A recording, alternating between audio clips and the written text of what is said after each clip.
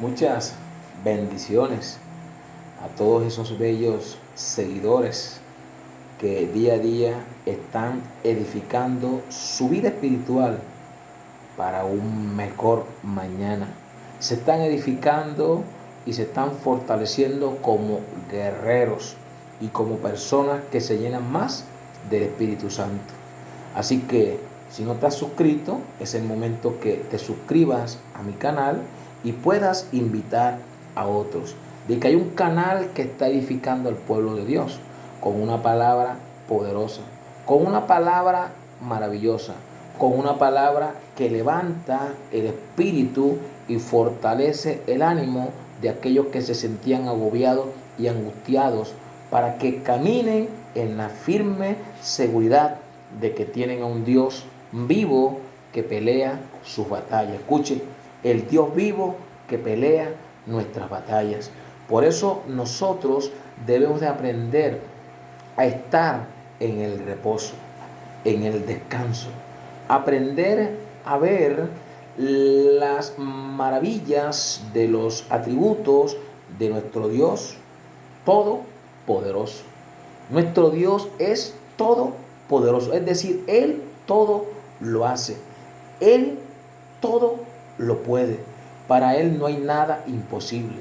Y lo que Dios requiere de nosotros es que nosotros haya confianza, seguridad y estemos firmemente anclados en la fe, sin movernos de ningún lugar a otro, sino que estemos firmes esperando en aquel del cual viene nuestra salvación.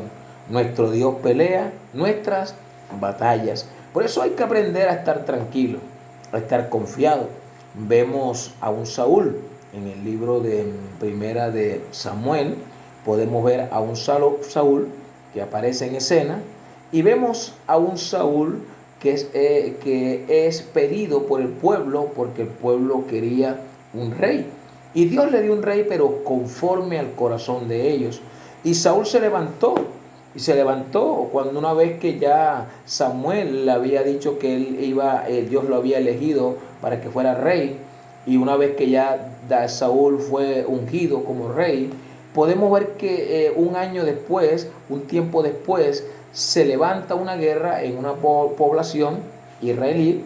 Y en esa población eran fuertemente oprimidas, asediadas por los moabitas. Los moabitas los estaban oprimiendo. Ellos le exigieron a esta población que tenían que sacarse su ojo derecho, imagínate, sacarse el ojo derecho para mostrar que en verdad ellos eran súbditos, esclavos servidores de estos moabitas, de estos amonitas, eran los amonitas. Y estos amonitas se caracterizaban por ser un pueblo demasiado despiadado. Es un pueblo fuerte, un pueblo que estos tenían su dios, Adramelech, y ellos sacrificaban niños para poder obtener los deseos que le pedían a este dios. Ahora podemos ver que la forma de ellos de sacarle el ojo derecho a los israelitas es para que ellos, una persona con un solo ojo no puede tener una visión clara, una visión estable, no podrá tener una visión enfocada. Es tremendo ver todo esto.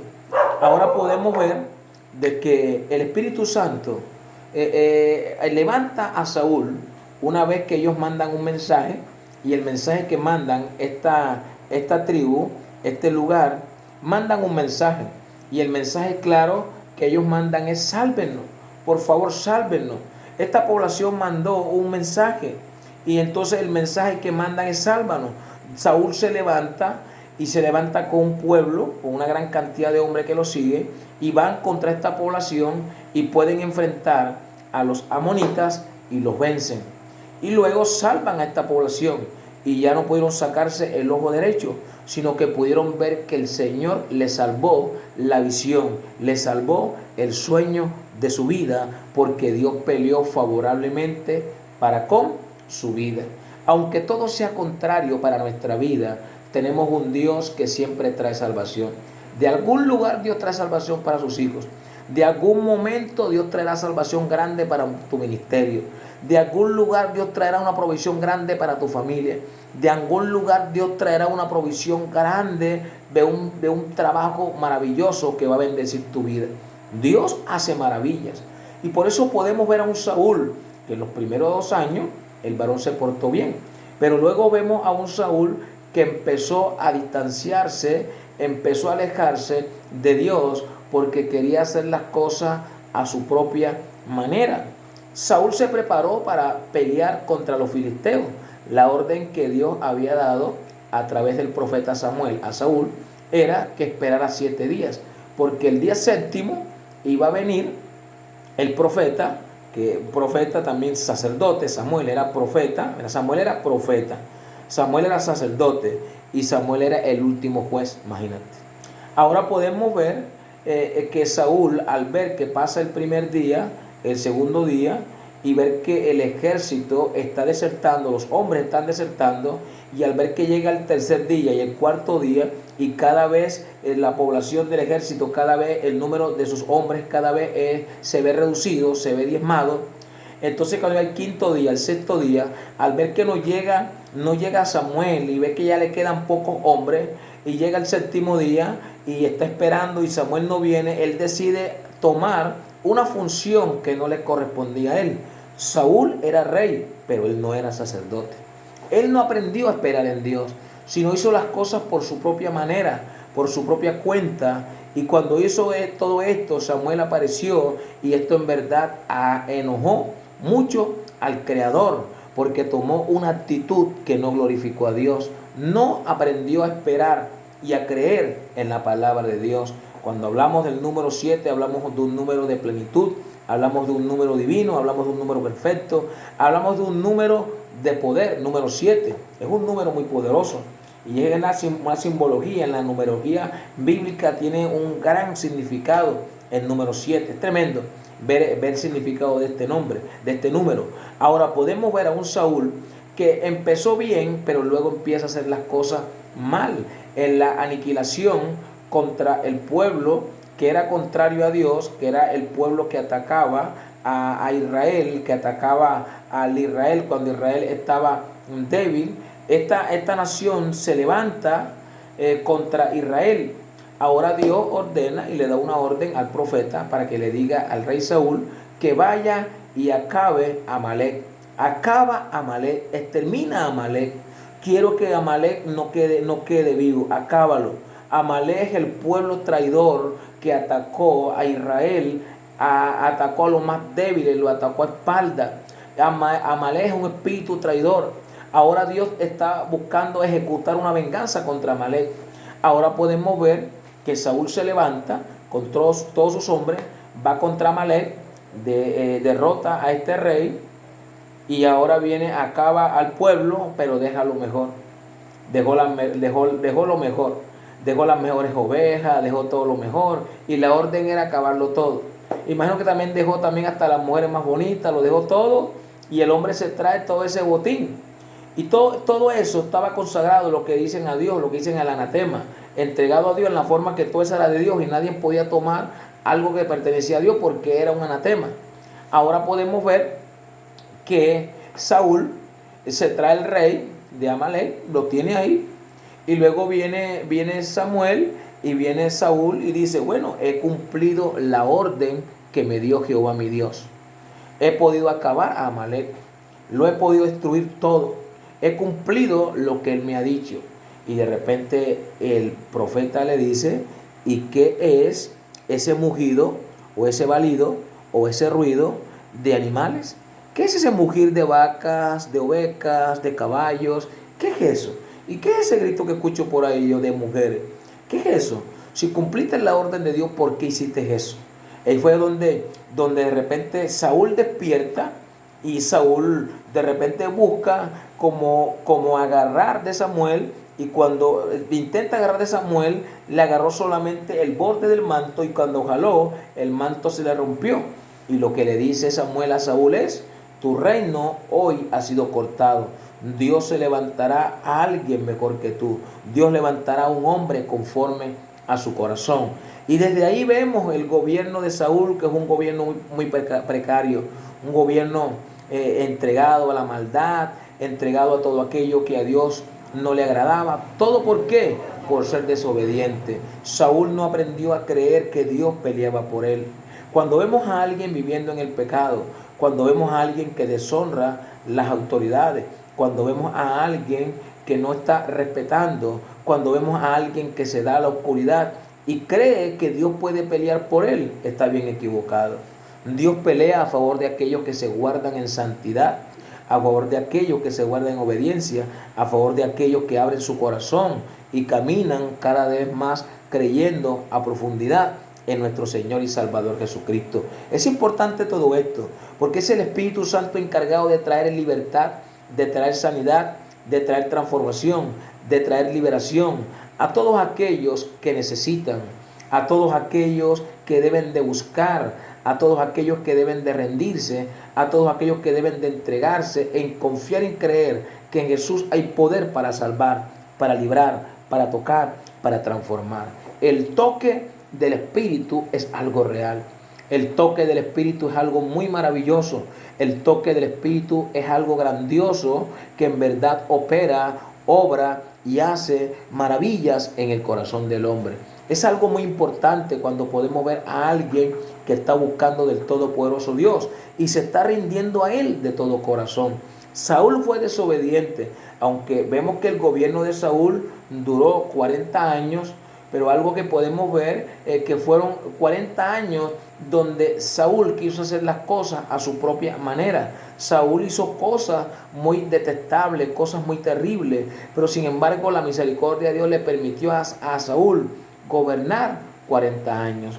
Vemos a un hombre que se estaba siendo preparado y preparado para poder tomar el lugar de Saúl, ser esa generación de relevo, ser esa generación que se iba a levantar para traer justicia a Israel, que es un David.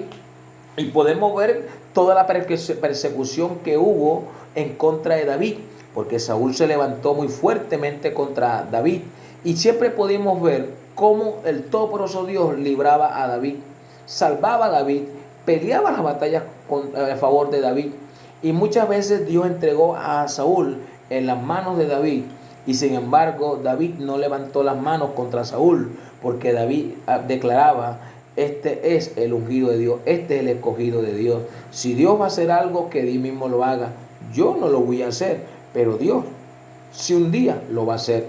Y llegó el momento donde podemos ver a un Saúl totalmente perturbado, a un Saúl totalmente oprimido, a un Saúl totalmente confundido, porque los filisteos habían presentado línea de batalla y él estaba buscando la dirección de Dios. Pero ¿cómo vamos a hallar dirección de Dios cuando se está viviendo de una manera que a Dios no le agrada? Cuando se está viviendo de una forma que es contraria a Dios.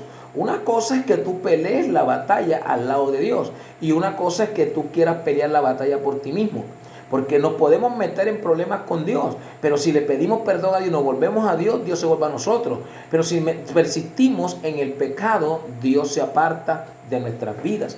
Dios estaba apartado de Saúl, y podemos ver lo que Saúl hizo. Saúl fue una persona que erradicó lo que fue el espiritismo, la brujería, de todo lo que fue de Israel.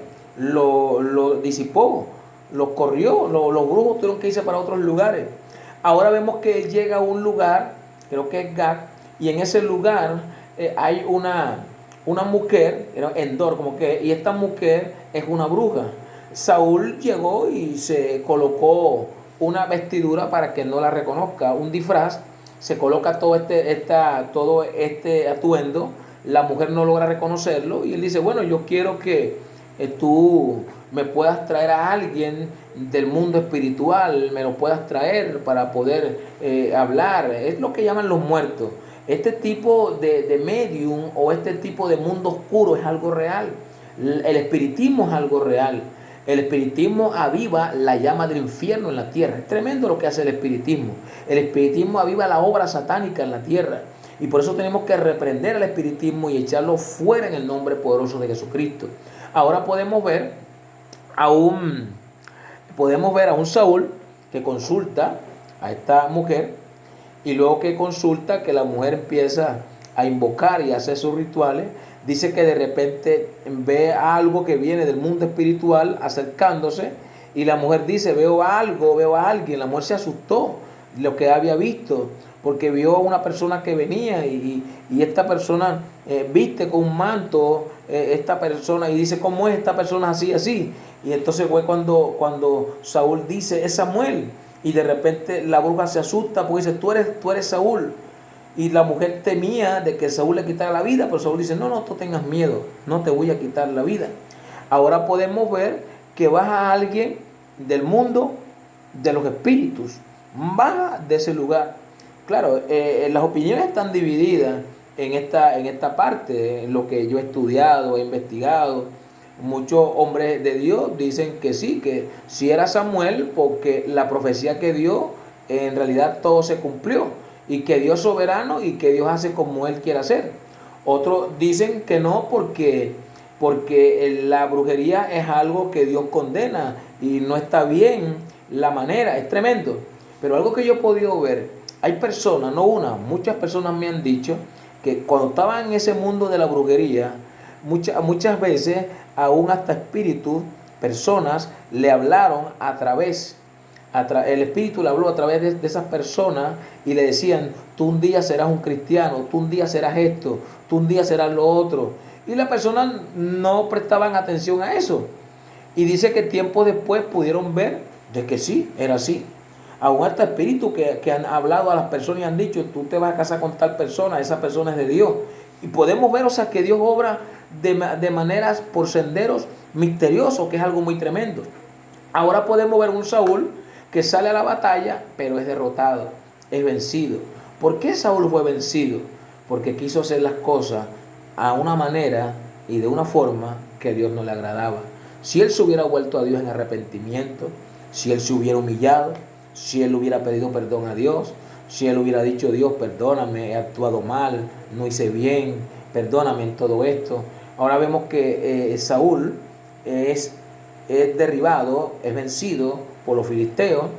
Luego que él se ve totalmente acorralado, él le dice a su escudero, el escudero era el que cargaba las armas del rey, o el que lo defendía, como dicen el guardaespaldas, o el equipo de seguridad. Y este hombre andaba siempre con el rey, donde quiera que iba. Ahora vemos que al verse perdido, le dice a este hombre, toma tu espada y atraviésame, enclávame con tu espada. El hombre no lo hizo, tuvo miedo. Dice que él mismo tomó su espada y se la enterró él mismo, como hacen los yakuza. Es tremendo ver este tipo de mafia japonesa, los yakuza, que ellos en pacto de lealtad, cuando hacen cosas que es fuera de su organización, ellos tienen que mostrar que son fieles a su organización, atravesándose con su espada, o cuando se ven perdidos se atraviesan. Y ese hizo a Saúl, se echó sobre su espada y se atravesó. Cuando su paje de arma abierto también se lanzó. Ahora podemos ver que Saúl no murió enseguida, porque lo que podemos ver en el libro de Segunda de Samuel es que el hombre consiguió a Saúl, que todavía estaba vivo.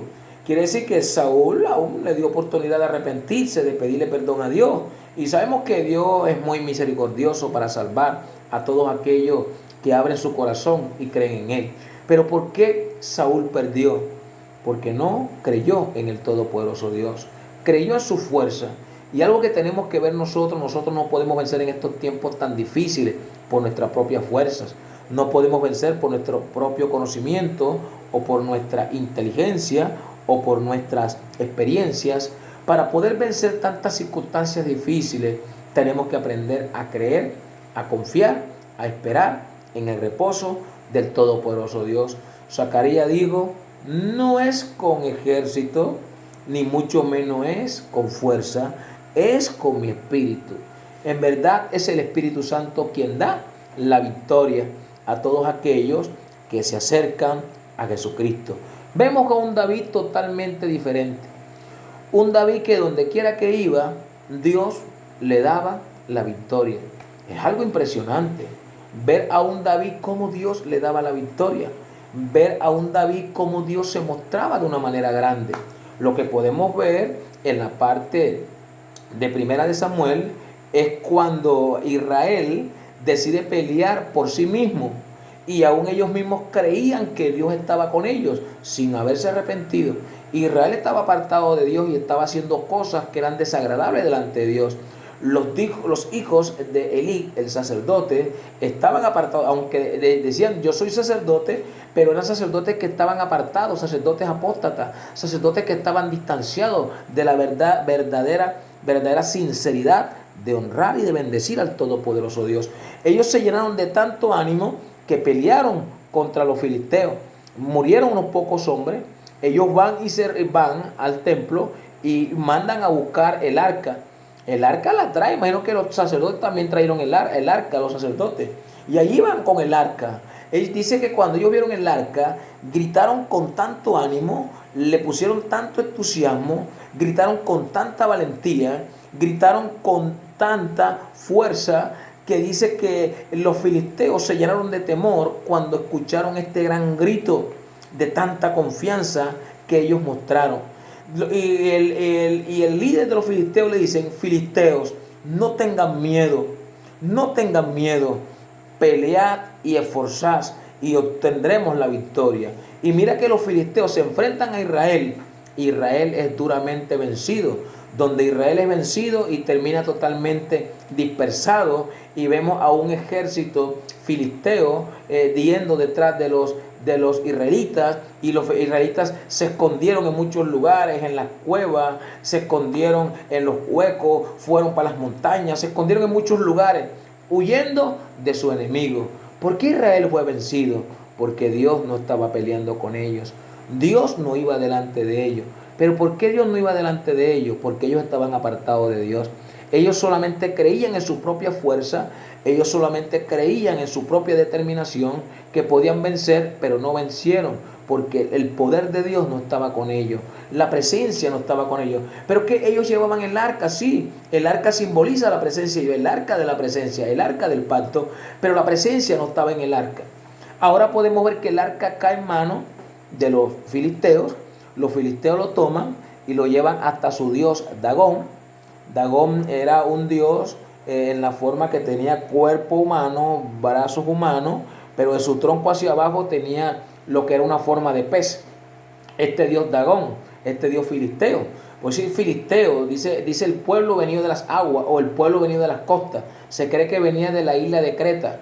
Ahora estos filisteos llevan el arca como una ofrenda a su dios Dagón, a su templo, y la colocan. Y dice: mira rey, la ofrenda que te traímos, porque esta es la victoria que tú nos diste. Oh Dagón, tú has vencido al rey de Israel, tú has vencido al Dios de Israel, tú has vencido al Dios que venció a Egipto, al Dios que ha vencido a tantos enemigos y que venció a muchos en los tiempos de Josué.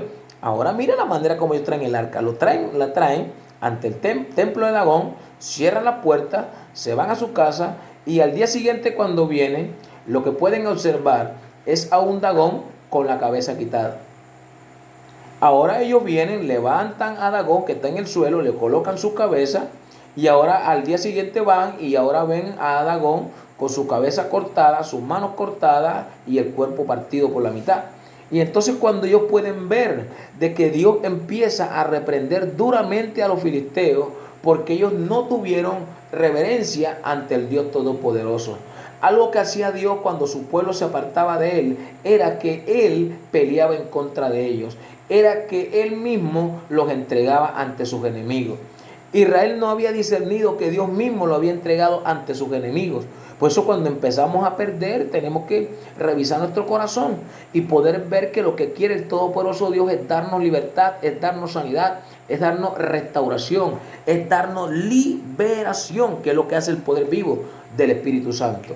Ahora vemos que Dios empieza a castigar duramente a los filisteos trayendo tumores. Empezó a traer tumores en su cuerpo, tumores en su colon, y empezó a no solamente a enfermar todas estas personas que pensaron a morir muchas personas por esta plaga. Ellos toman el arca de Gad y la llevan a Asdod. En Asdod también pasa lo mismo. De Asdod toman el arca y la llevan a otra ciudad. Y al ver que la circunstancia continuaba, porque ellos no querían arrepentirse y reconocer que el Dios de Israel es el Dios que está sobre todo dioses que se forman en esta tierra.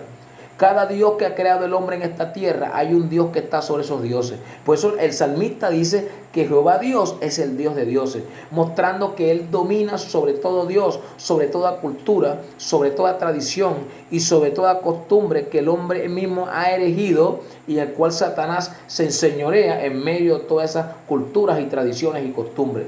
Ahora ellos vienen, hacen una serie de tumores de oro, buscan una carreta, buscan un par de vacas paridas, le quitan los terneros, los becerros, y entonces la envían.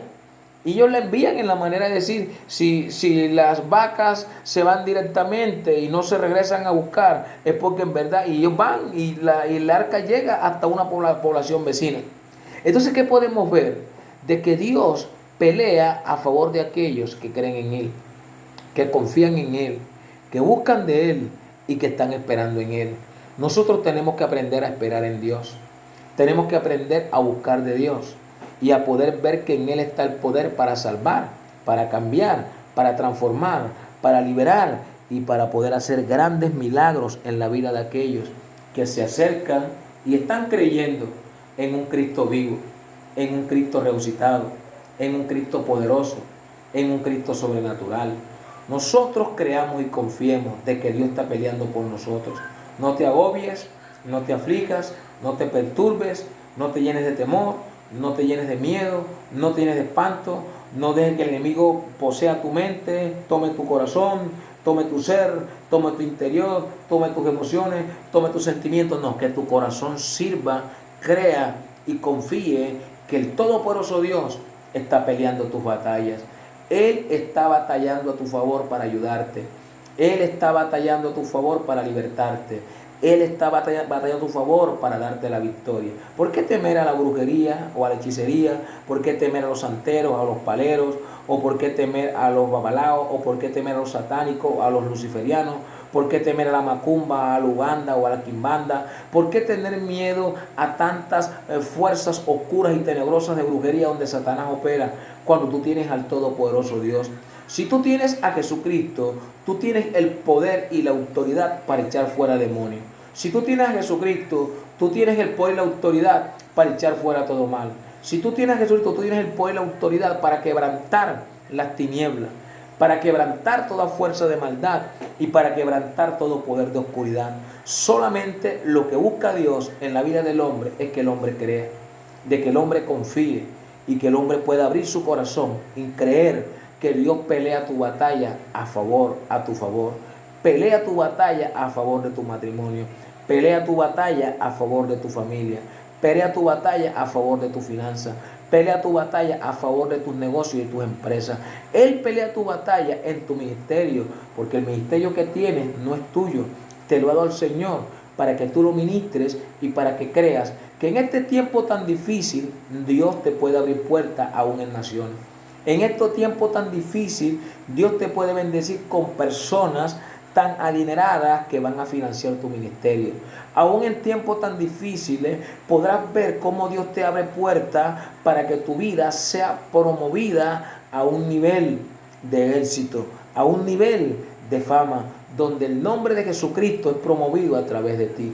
Creemos y confiamos que el Señor es quien nos va a ayudar a poder ser promovidos y poder llegar no a uno, sino a cientos, a miles, a 10,000, a 100,000 y a millones de seres humanos que necesitan la palabra de Jesucristo aquí en la tierra. La palabra de Cristo es viva, es potente y es poderosa. Y solamente en ella está el poder que salva y transforma la vida del hombre. Lo que quiere el Todopoderoso Dios es que te mantengas quieto y te mantengas reposado. No te dejes vencer por el pensamiento de que esa enfermedad te va a destruir. No te dejes vencer por el pensamiento de que esa deuda va a destruir tu vida. No te dejes vencer por el pensamiento de que serás expulsado del lugar donde estás viviendo. No te dejes vencer por el pensamiento de tantas circunstancias tan contrarias que el enemigo trae para querer socavar, querer corroer y querer debilitar tu fe y así derribarla fácilmente. No, que las circunstancias adversas afiancen, establezcan, afirmen, cimienten y hagan tu fe de una fe bien sólida, una fe bien profunda, una fe muy poderosa. Eso es lo que quiere Dios. No nos dejemos afligir. Creamos y confiemos que lo mejor que estamos creyendo está a punto de acontecer en nuestras vidas. Mantengámonos quietos, mantengámonos confiados, mantengámonos fortalecidos, esperando en el Señor, confiando en el Señor, fortalecidos en el Señor y viendo de que el Señor es grande, es bueno, es potente, es poderoso para darnos esa buena libertad. El Señor es un Dios vivo. Ahora tenemos que aprender a creer, a confiar, a depender. Confiemos y creamos de que Él es bueno. Creamos y confiemos de que Él es maravilloso. Creamos y confiemos que Él se está levantando para libertar nuestras vidas, para obrar en nuestras vidas y para hacer grandezas en nuestras vidas. Nuestra vida es una vida que en verdad vive por la fe, camina por la fe, depende en la fe y confía que hay un poder invisible espiritual que está haciendo que las cosas cada vez más sean favorables para nuestras vidas, que las cosas sean de bien, que las cosas sean de favor, que las cosas sean de bendición y que las cosas puedan ser cosas donde podamos ver a un Espíritu Santo obrando y operando maravillas en nuestras vidas, grandezas en nuestras vidas. Es el poder maravilloso del Espíritu Santo. Confiamos en el Espíritu Santo y nos hemos levantado en el poder maravilloso de Jesús para poder ver de que Jesús en verdad está presente en nuestras vidas. El resucitado camina a nuestro favor. El resucitado está presente en nuestro diario vivir. Hoy Él está presente con nosotros. Hoy no nos afligiremos, no nos agobiaremos, no nos amargaremos, no nos estresaremos, no nos inquietaremos, no nos impacientaremos. Esperaremos quieta y reposadamente en Él, porque entre más dure la respuesta, más grande será la bendición. Entre más dure la respuesta, más grande será la victoria. Entre más dure el Señor traer ese milagro, más poderoso y más grande será esa manifestación del Espíritu Santo. Por eso no nos aflijamos, sino mantengámonos quietos, confiados y seguros. No cometamos el error de Saúl. Seamos prudentes como David. Siempre aprendió a esperar a Dios y en el tiempo de Dios, Dios lo ungió como rey. Primero como rey de Judá y segundo como rey de Jerusalén. Y podemos ver a un David que pudo gobernar sobre toda esta nación. Gobernó con equidad, gobernó con justicia, gobernó con poder, gobernó con autoridad y podemos ver que David pudo ensanchar los dominios de Israel porque pudo conquistar otras naciones y aún otras naciones eran súbditas a David porque estas naciones pagaban tributos a David. Dios quiere que seamos fuertes y que seamos cada vez más llenos del Espíritu Santo para que podamos doblegar, podamos vencer, podamos someter, podamos destruir y podamos echar fuera el poder del reino de la oscuridad, de las vidas, de los pueblos, de las ciudades, de las naciones. Y así el reino de Dios se amplíe, se ensanche, crezca, como dice Isaías, ensancha el sitio de tu tienda, alarga tus estacas, porque ya en este tiempo no serás escaso, no serás escasa iglesia, ahora serás amplia, ahora serás fuerte, ahora serás poderosa, ahora verás el poder multiplicador de la mano de Jesús, porque en verdad cuando Jesús nos da el poder multiplicador, las manos de Jesús tienen el poder de multiplicar los panes y los peces, y si el Señor nos da el poder multiplicador en nuestras manos, todo pan y todo pez que caiga en nuestras manos se van a multiplicar. Todo pez de siembra, todo pan de siembra, toda bendición que caiga en nuestras manos se van a multiplicar. Y tú verás ese poder de multiplicación y de bendición visitando tu vida en el nombre poderoso de Jesús. Padre, gracias te damos por tus hijos. Pedimos que los puedas bendecir, que los puedas ayudar, que los puedas fortalecer, que los puedas levantar y que puedas operar milagros, grandezas, maravillas en sus vidas, para que sus vidas sean vidas fuertes, sean vidas renovadas, sean vidas transformadas, sean vidas que creen, que esperan y confían en un Dios vivo, en un Dios que opera maravillas y que opera milagros en su ser y en su interior. Acércate a la vida de cada uno de tus hijos y dale esa victoria financiera, dale esa victoria sobre esa deuda, dale esa victoria en ese matrimonio, dale su victoria en esa familia, dale la victoria en ese negocio, dale la victoria en ese trabajo. Llévalos a ellos a tener la victoria contra la enfermedad del cáncer, del SIDA, contra la enfermedad ósea. Dale la victoria en contra de esa enfermedad de coronavirus. Oramos que el poder de Cristo libere, sane, cambie, transforme, trae salvación, trae liberación, trae sanidad, trae transformación, sana y libera. Ahora, en el nombre poderoso de Jesucristo, tú eres bueno para poder libertar, sanar, restaurar, transformar y liberar. Manifiesta, Padre, tú eres el Padre Dios vivo que pelea nuestras batallas. Tu Santo Hijo Jesucristo ha peleado esa buena batalla en la cruz del Calvario y le ha dado la victoria a tus hijos contra esa enfermedad, contra esa pobreza, contra esa miseria, contra esa ruina, contra esos ataques demoníacos de brujería y de hechicería. Tú has peleado y has dado la victoria para que todo mal sea quebrantado, roto, deshecho y destruido, y ellos reciban libertad, sanidad, cambio y transformación en el nombre poderoso de nuestro Señor y Salvador Jesucristo. Gracias por libertar y hacer grandes milagros y operar grandes maravillas. En el nombre de Jesús, amén y amén. Muchas bendiciones y el Señor siga haciendo maravillas y grandezas en tu vida. Seguimos con todos estos buenos temas y viene un tema muy poderoso, muy explosivo, que va a ser de mucha bendición para tu vida. Muchas bendiciones.